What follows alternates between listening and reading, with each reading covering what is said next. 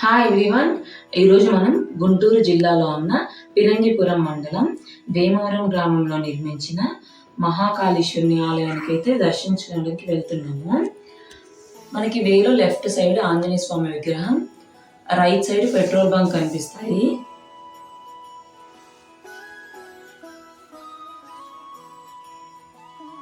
జయ హో జయ హో శంకరా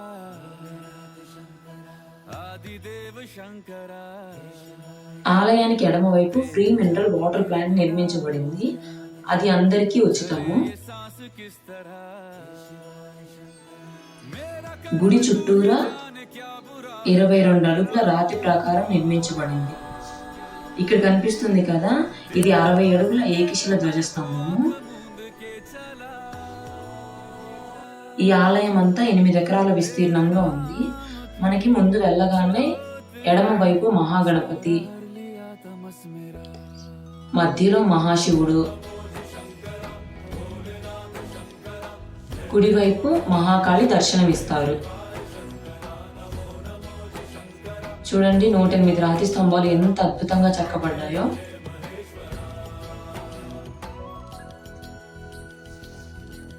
ఇక్కడ కనిపిస్తున్న మహానంది 47 అడుగుల ఎత్తు, 50 అడుగుల పొడవు, 25 అడుగుల వెడల్పుతో నిర్మించబడినది. ఇదిగోండి, ఫెన్సింగ్ అంతా కంకర మరియు గుళకరాలతో కట్టారు. చూడండి ఎంత అద్భుతంగా ఉందో. నంది కింద భాగంలో మనకి ధ్యాన మండపం నిర్మించారు.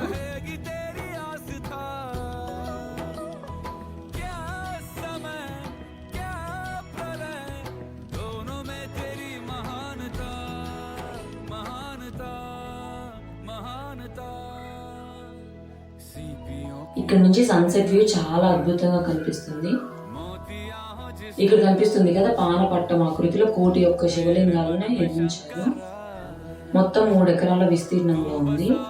నంది ఎదురుగా గంట ఉంటుంది. ఇది ఓంకారనాదం వినిపిస్తుంది.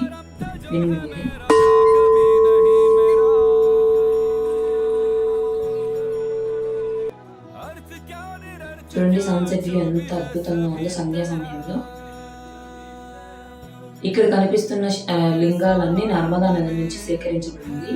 మధ్యలో ఉన్న 101 లింగం, 4 వైపులా శివనామాలు, 2 వైపులా సర్పాలు, త్రిశూలం అయితే ఉన్నాయి.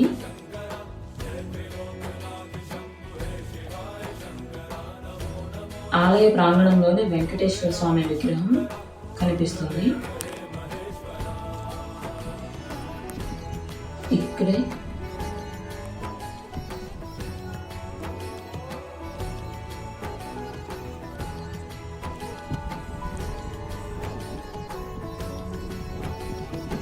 ఈ ఆలయంలో వాయువ్య దిశలో 2 ఉపాలయాలు నిర్మించారు. ఒక ఆలయం చుట్టూరా 10,000 పాలరాతి శివలింగాలు అమర్చబడ్డాయి. ఇది మాత్రం నాకు చాలా నచ్చింది. చూడండి ఎంత బాగా అమర్చారు ఒక్కొక్కటి.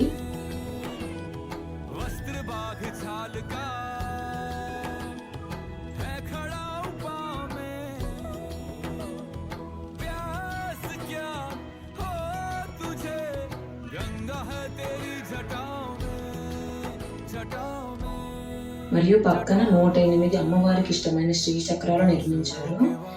ఇక్కడ ప్రతి శుక్రవారం అమ్మవారికి మాంగళ్య పూజ చేస్తారు. ఇక్కడ మనమే స్వయంగా అభిషేకం చేసుకోవచ్చు. వాటర్ కూడా అక్కడే ఉంది చూడండి.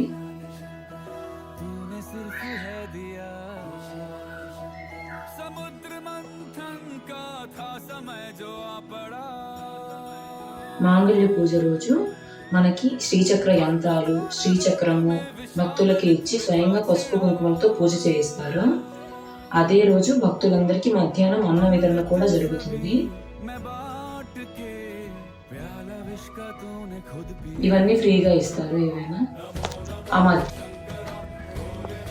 అభిషేకం స్వయంగా చేసుకునే సదుపాయం ఉంది.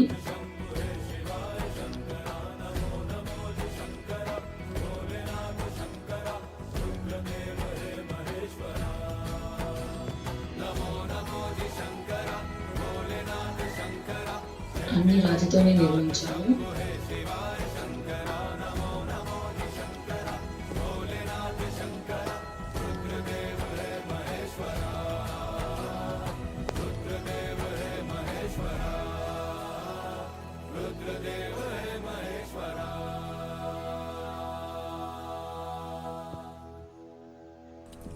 మనకి ఎదురుగా మరకత శివలింగం కనిపిస్తుంది.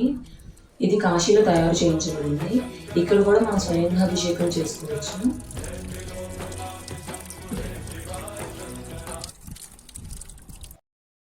ఎవరైనా ఇక్కడ మరణించిన వారి భస్మాభిషేకం చేయించుకోదలుచుకుంటే భస్మం తీసుకొని ఉదయం 4 గంటలకల్లా రావాలి. ఇక్కడ భూమి అంతర్భాగంలో 50 అడుగులలో అమ్మవారిని కాగడాల వెలుతురులో చూసే విధంగా నిర్మిస్తారట. ఇక్కడే ఉచిత భోజనశాల, ఉచిత వైద్యంతో హాస్పిటల్ నిర్మిస్తారు. ఇక్కడ ఒక మంచి విషయం ఏంటంటే ఇక్కడ హుండీ మరియు చటాసనం అయితే ఉండవంట.